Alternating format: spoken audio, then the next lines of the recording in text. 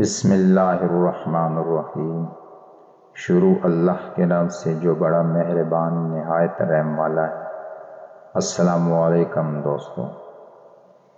ناظرین، ایک شخص دربار رسالت صلی اللہ علیہ وسلم میں حاضر ہوا اور دوسرے شخص کے خلاف دعویٰ کر دیا کہ اس نے میرا اونٹ چوری کر لیا ہے، اور دو گواہ بھی لے آیا۔ ان دونوں نے گواہی بھی دے دی۔ تاجدار انبیاء صلی اللہ علیہ وسلم نے اس کے ہاتھ کاٹنے کا ارادہ فرمایا تو مدعی نے عرض کی، یا رسول اللہ صلی اللہ علیہ وسلم، آپ اونٹ کو عازر کرنے کا حکم دیجیے، پھر اونٹ سے پوچھ لیجیے گا کہ اصل حقیقت کیا ہے۔ میں اللہ کی رحمت سے امید رکھتا ہوں کہ وہ اونٹ کو بولنے کی قوت عطا فرمائے گا۔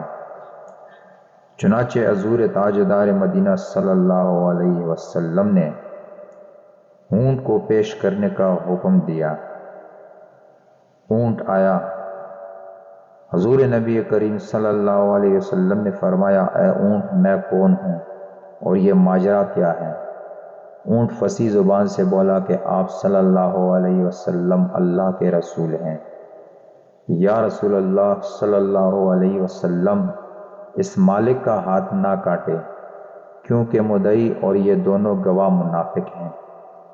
انہوں نے حضور اکرم صلی اللہ علیہ وسلم کی عداوت اور دشمنی کی بنا پر میرے مالک کا ہاتھ کاٹنے کا منصوبہ بنایا ہے۔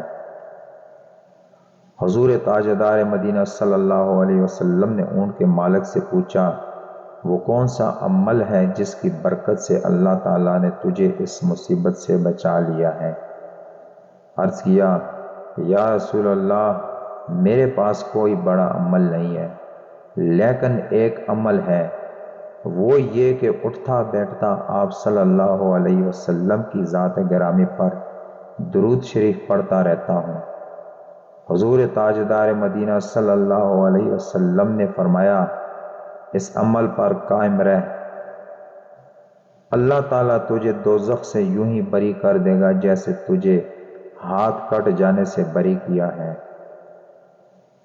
حضور نبی اکرم صلی اللہ علیہ وسلم نے اسے فرمایا، اے پیارے صحابی، جب تو پل صراط پر گزرنے لگے گا تو تیرا چہرہ یوں چمکے گا جیسے 14ویں رات کا چاند چمکتا ہے۔